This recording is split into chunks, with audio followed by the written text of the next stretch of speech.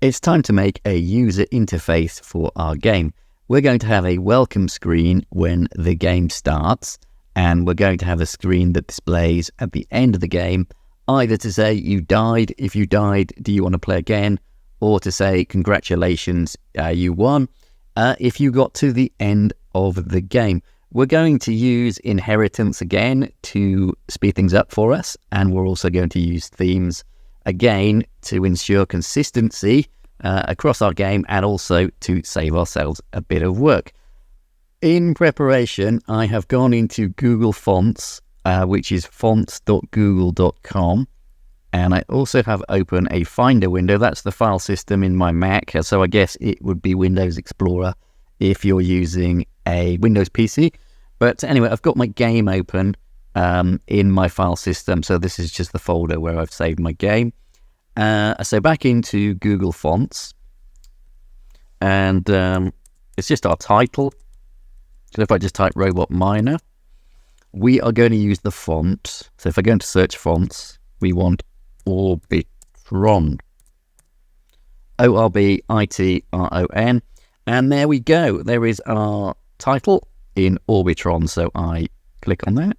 It's just a kind of retro sci-fi font. I think it's going to look good. I go download family, so click on that and give it a second to arrive in our downloads. Click on my downloads. There it is. Open it up by clicking on the little folder. And that's how I do it in Chrome. And there it is. So I want to unzip it.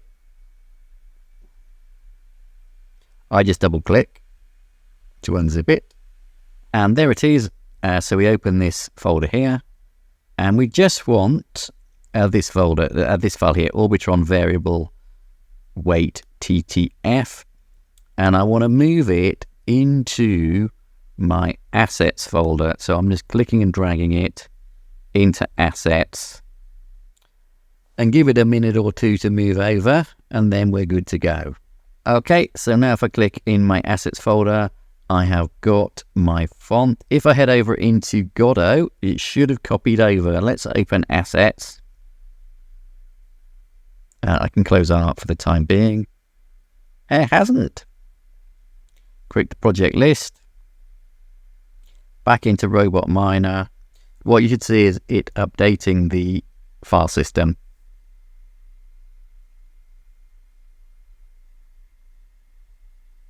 And there you go.